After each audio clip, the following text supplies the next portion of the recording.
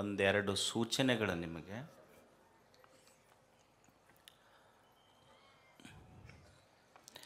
ಇದನ್ನು ವೇದಿಕೆಯಲ್ಲಿ ಹೇಳಬೇಕೋ ಹೇಳಬಾರ್ದಂತ ಭಾಳ ಅಂದ್ಕೊಂಡಿದ್ದೆ, ಆದರೆ ಹೇಳದೇ ಇದ್ದರೆ ನಡೆಯೋದಿಲ್ಲ ಅನ್ನೋದಕ್ಕೆ ಹೇಳಕತ್ತಿದ್ದೆ. ಕೆಲವು ದಿನಗಳ ಹಿಂದೆ ಗವಿಸಿದ್ದೇಶ್ವರನ ಹೆಸರನ್ನು ರೈಲ್ವೆ ಸ್ಟೇಷನ್ಗೆ ಇಡಬೇಕು ಅಂತ ಅದೇನು ನೀವೇನು ಪೋಸ್ಟ್ ಮಾಡೋದು, ಆ ಸಂಘಟನೆ ಕೂಡೋದು, ಈ ಸಂಘಟನೆ ಕೂಡೋದು. ನಾನೆಲ್ಲ ಭಕ್ತರಲ್ಲಿ ಹೇಳೋದಿಷ್ಟೇ, ಗವಿಸಿದ್ದಪ್ಪಜ್ಜನ ಮಠವನ್ನು ನಮ್ಮ ಆವರಣ ಬಿಟ್ಟು ಒಟ್ಟ ಬೈಲಿ ಕರ್ಕೊಂಡು ಹೋಗ್ಬೇಡ್ರಿ. ನಮಗಿದೆ ನಿಮ್ಮೆಲ್ಲಲ್ಲಿ ಕೇಳ್ಕೊಳ್ಳೋದು. ನಾನು ಎಷ್ಟಕ್ಕೆ ಸೀಮಿತ ಅದೇನು. ಇವತ್ತು ರೈಲ್ವೆ ಸ್ಟೇಷನಿಗೆ ಅಂತೀರಿ, ನಾಳೆ ವಿಶ್ವವಿದ್ಯಾಲಯಕ್ಕೆ ಅಂತೀರಿ, ಏರ್ಪೋರ್ಟಿಗೆ ಅಂತೀರಿ, ಏನು ಗುದ್ದಾಡ್ಕೊಂತ ಹೋಗೋದಿರ್ತೈತೆ ಅವ್ರ ಜೊತೆಗೆ.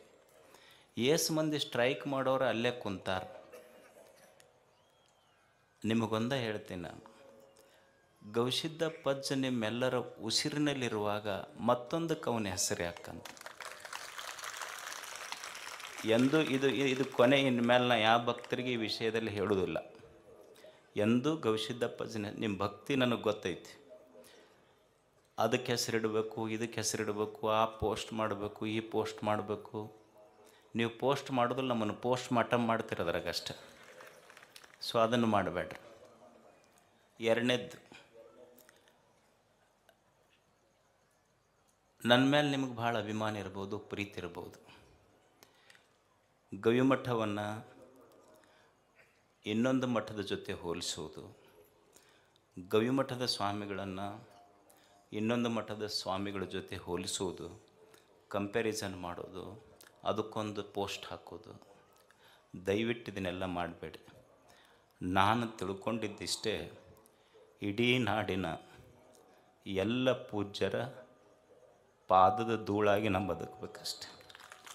ಯಾರ ಜೊತೆಗೂ ಹೋಲಿಸ್ಬೇಡ್ರಿ. ಎರಡು. ಮೂರನೇದ್ದೇನೆಂದ್ರೆ, ನೀವು ಸುಮ್ಮನೆ ಕುಂದ್ರೆ ಮಂದೆಲ್ಲ ಅಜ್ಜವ್ರಿಗೆ ಆ ಪ್ರಶಸ್ತಿಗೆ ಹೆಸರು ಕೊಡ್ರಿ, ಈ ಪ್ರಶಸ್ತಿ ಕೊಡ್ರಿ ಅಂತ ಪೋಸ್ಟ್ ಮಾಡೋಕ್ಕೆ ಶುರು ಮಾಡ್ತೀರಿ. ನಾನು ಬರುವ ಪ್ರಶಸ್ತಿಗಳನ್ನು ತಿರಸ್ಕರಿಸುವಷ್ಟು ದೊಡ್ಡವನಲ್ಲ, ಅದನ್ನು ಸ್ವೀಕರಿಸುವ ಅರ್ಹತೆ ನನಗಿಲ್ಲೋ ಅನ್ನುವಂಥ ವಿನಯವಂತ ನಾನಷ್ಟೇ, ವಿನಮ್ರತೆ ನನ್ನಲ್ಲಿದೆ. ಆ ಅರ್ಹತೆ ಬೇಕು, ಅದು ನನ್ನಲ್ಲಿಲ್ಲ. ಅದಕ್ಕಾಗಿ ನನಗೂ ದೊಡ್ಡ ಪ್ರಶಸ್ತಿ ಅಂದ್ರೆ, ನೀವೆಲ್ಲ ಪ್ರೀತಿಯಿಂದ ನಮ್ಮ ಅಜ್ಜರಂತ ನಿಮ್ಮ ಎದೆಯಾಗಿ ಜಾಗ ಕೊಟ್ಟಿರಲ್ಲ, ಅದು ಭಾಳ ದೊಡ್ಡ ಪ್ರಶಸ್ತಿ. ದಯವಿಟ್ಟು ಇನ್ನು ಮುಂದೆ ಈ ಮೂರು ಯಾರೂ ಮಾಡಬೇಡ್ರಿ. ನಮಸ್ಕಾರ ತಮಗೆಲ್ಲ.